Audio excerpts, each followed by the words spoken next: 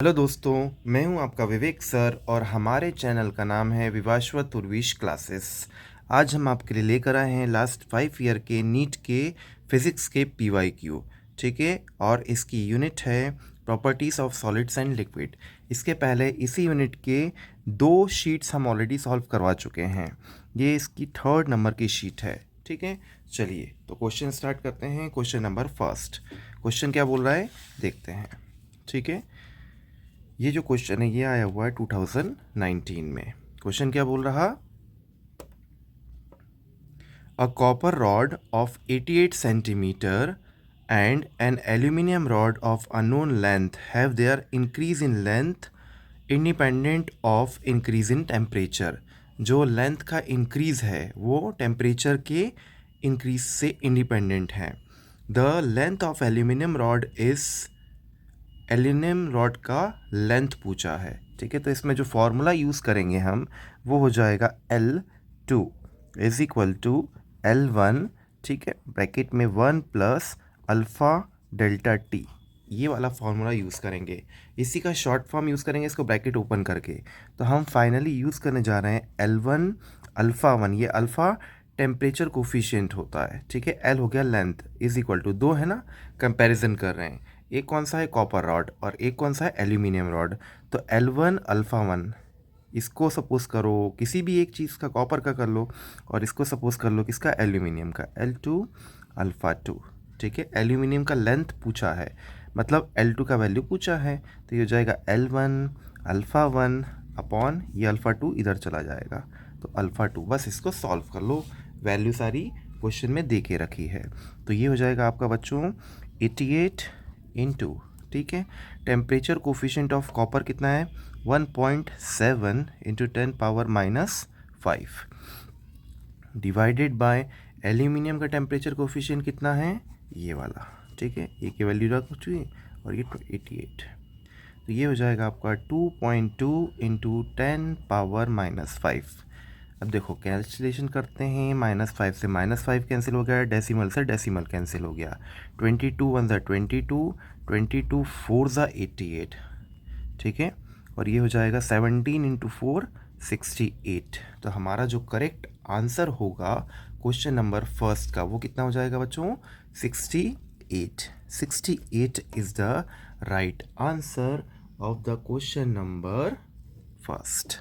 इसका जो correct option होगा वो होगा option number C is the right answer of the question number first. ठीक है, समझ में आया। चलिए नेक्स्ट क्वेश्चन देखते हैं। हमारा जो नेक्स्ट क्वेश्चन है ये आया हुआ है 2019 में। ठीक है, क्वेश्चन क्या बोल रहा है देखते हैं। A deep rectangular pond of surface area A containing water, density इसका क्या हो गया रो, ठीक है, और specific density S, is located in the region where the outside air temperature is steady value at -26 degree centigrade. The thickness of the frozen ice layer in this pond at the certain instant is x, taking the thermal conductivity of ice as K and specific latent heat of fusion is L, the rate of increase of thickness of the ice layer at this instant would be given by। इसमें क्या है, बहुत सारी चीज़ें दे के रखी हैं।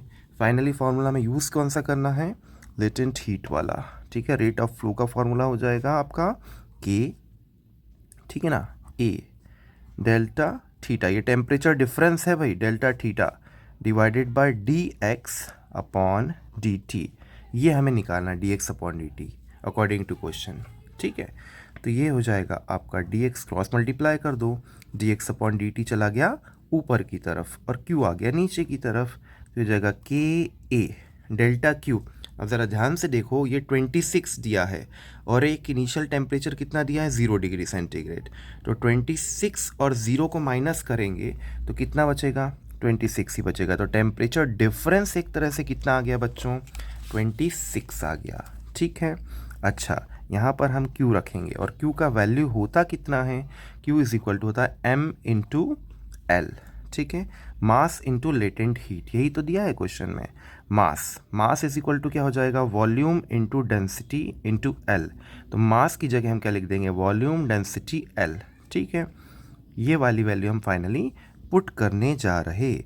तो ये हो जाएगा dx upon dt is equal to 26 को आगे ले लेते हैं, k को आगे ले लेते हैं, a को इधर कर देते हैं, वह ये क्या हो गया, q की जगह लिखे v रो l, ये किसकी जगह लिखा, q की जगह। ठीक है, वॉल्यूम इज इक्वल टू क्या होता है, एरिया इंटू लेंथ। ठीक है, तो ये हो जाएगा आपका 26 के A divided by area into length. ठीक है ना, लेंथ कितना है इसका, x into A into L. तो ये a से a क्या हो गया, कट गया। ठीक है, एरिया इंटू अच्छा रो तो बच ही गया, rho into area into rho, volume को लिख लिया x, एरिया इंटू डिस्टेंस क्या हो गया, x हो गया।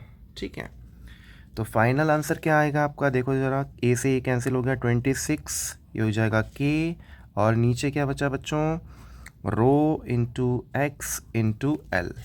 नीचे क्या बचा देखो, rho into x into L. Volume को क्या लिख दिया, area into distance, length into breadth into height होता है ना वॉल्यूम, तो एरिया इंटू डिस्टेंस, एरिया हमने यहाँ लिख दिया, डिस्टेंस इधर लिख दिया है। ठीक है, समझ में आया, एरिया से एरिया हो गया कैंसिल, ये फाइनल आंसर आया 26 के रो एक्स एल। ज़रा देखो तो 26 के रो एक्स एल, जो क्वेश्चन नंबर सेकेंड है उसका राइट आंसर आ जाएगा option number C. Option number C is the right answer of the question number second. ठीक है, समझ में आया। चलिए नेक्स्ट क्वेश्चन देखते हैं, क्वेश्चन नंबर थर्ड।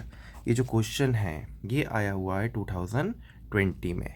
ठीक है ना, इसका जो ये ऑप्शन है ये आ जाएगा 27/8। ठीक है, थोड़ा सा गड़बड़ ऑप्शन लिखा हुआ है, इसका करेक्ट होगा 27/8। अब क्वेश्चन क्या बोल रहा है देखते हैं।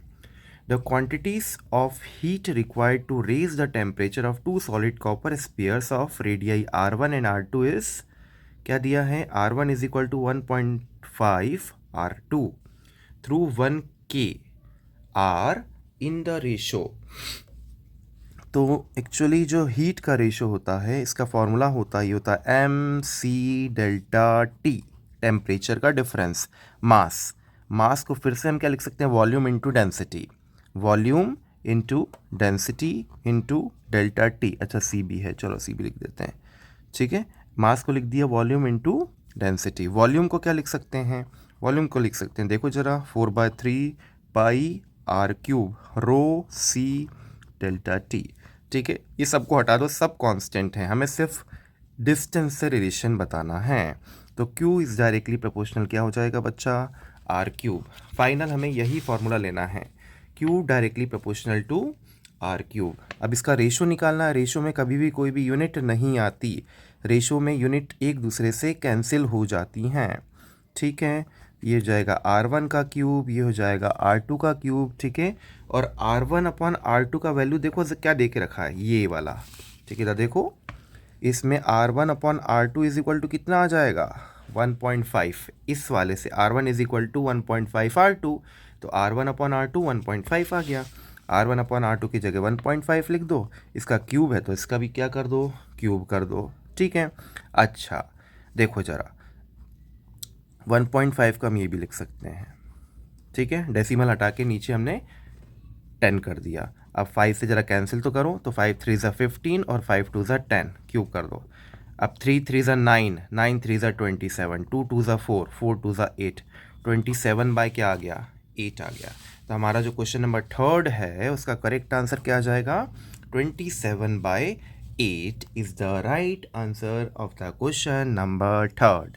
ठीक है, समझ में आया, कोई डाउट हो तो कमेंट कर दीजिएगा। ठीक है, आ ही गया होगा वैसे।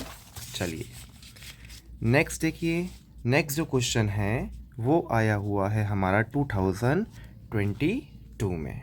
ठीक है, the energy that will be ideally radiated by 100 kilowatt, ये पावर दिया है 100 kilowatt, transmitter in 1 our.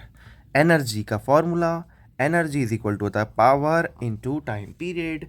Direct formula based question. Energy is equal to power कितना दिया बच्चों 100, ठीक है। किलो दिया, किलो को चेंज करना है तो उसमें 1000 लिख दो, ठीक है। किलो को जूल में चेंज करना 1000 लिखो इनटू टाइम पीरियड कितना है 1 आवर। 1 घंटे में होते हैं बच्चा 3600 second, 3600 second. 1 hour is equal to 3600 second. 100 kilo की जगह 1000, ठीक है। तीनों का मल्टीप्लाई किया, that will be 36 into 10⁻7 joule. तो हमारा जो क्वेश्चन नंबर 4 होगा उसका करेक्ट आंसर होगा option number A. Option number A is the right answer of the question number 4। ठीक है, समझ में आया। चलिए नेक्स्ट क्वेश्चन देखते हैं। नेक्स्ट क्वेश्चन जो है वो आया हुआ है हमारा नीट 2021 में, ठीक है। क्वेश्चन क्या बोल रहा है देखते हैं। A cup of coffee cools from 90 degree to 80 degree in T minutes. When the room temperature is 20 degree centigrade, the time taken to similar cup of coffee to cool from 80 to 60 at a room temperature of the same 20 degree centigrade इस time पूछा है भैया। इस type के questions एक ना एक NEET में ज़रूर आते हैं, हर साल आए। ये है न्यूटन्स लॉ ऑफ कूलिंग वाला फार्मूला से बेस्ड क्वेश्चन। इसका फार्मूला ज़रा ध्यान से देखिए, ये क्वेश्चन बहुत इंपॉर्टेंट है। इस टाइप के क्वेश्चंस आते ही आते हैं, ठीक है। ये हो जाएगा T1 plus T2 average temperature ले लो, और माइनस ये हो गया आपका रूम टेम्परेचर या फिर सिस्टम का टेम्परेचर, ठीक है। Delta T upon capital T, ठीक है। पहली कंडीशन लेते हैं। पहली कंडीशन देखो 90 से 80 गया तो डेल्टा टी कितना आ गया 90 माइनस 80 कितना हो गया बच्चों 10 हो गया। डिवाइडेड बाय यहाँ पर स्मॉल टी कर दो, ठीक है भैया। यहाँ पर के कर दो। एवरेज टेम्परेचर एवरेज ले लो 90 प्लस 80 डिवाइडेड बाय 2 कर दो, ठीक है। माइनस ये रूम टेम्परेचर कितना दिया है 20 दिया है, तो रूम टेम्परेचर की जगह 20 कर दो, ठीक है। इसको थोड़ा सा सॉल्व कर लोगे तो कितना आएगा ज़रा देखो। यहाँ पर तो आएगा आपका कितना 10/t एज इट इज़ आएगा, के एज इट इज़ आएगा। ये हो गया आपका 18 16 17 170/2, ठीक है। और माइनस 20, इसको सॉल्व करोगे तो ये टोटल मिला के आ जाएगा कितना 65 आ जाएगा, ठीक है। चलो ओके, सेकेंड कंडीशन इसी का क्या दिया है 80/60 दिया, इसी के साइड में हम कर लेते हैं तो इजी हो जाएगा। यहाँ पर ये 10/t है। अच्छा 80 माइनस 60 करेंगे कितना आएगा 20/t आ जाएगा, ठीक है। डायरेक्ट कर लेते हैं, के ब्रैकेट लगा दो, ये ऐसा लाइन खींच देते हैं, ठीक है। यहाँ पर देखो 80 प्लस 60/2, ठीक है। 8 6 14/2, ठीक है। और माइनस 20 तो कितना आ गया, चलो कर ही देते हैं 80 प्लस 60/2 माइनस 20, ठीक है।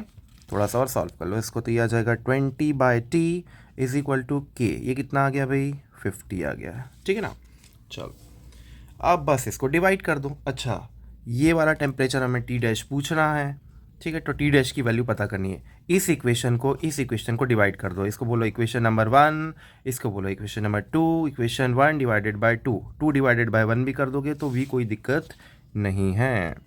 तो ये हो जाएगा के, ये हो जाएगा 65 डिवाइडेड बाय 20/t डैश, ये हो जाएगा कितना के 50, के से के गया। अब इसको कैंसिल करो, चलो ये 0 से 0 गया, ठीक है ना। ये 2 बच गया तो 5 1 5, 5 3 15, 5 1 5, ये 10 बच गया, ठीक है ना। ये 2 है ना, ये 2 को उधर भेज दो तो यहाँ पर देखो ज़रा टी डैश ऊपर आ गया इज इक्वल टू ये टी, ये जो टी है ये इधर चला जाएगा, ठीक है। तो ये आ जाएगा 30, ठीक है। और into 2 divided by 10 into T, इसको और काट दो, अभी 5 आ गया, 2 1 2 2 5 10, तो ये आ जाएगा कितना 13/5t। तो टी डैश का वैल्यू कितना आ गया भाई 13/5t आ गया, ठीक है। तो 13/5t जो है क्वेश्चन नंबर 5 जो है ना उसका करेक्ट आंसर कितना हो जाएगा 13/5t। ऑप्शन नंबर जो है हमारा B, option number B is the right answer of the question number 5, ठीक है। अच्छा लगे तो वीडियो लाइक और सब्सक्राइब ज़रूर कीजिएगा, हमें बहुत मोटिवेशन मिलता है। Thank you. आज के लिए इतना ही। Thank you.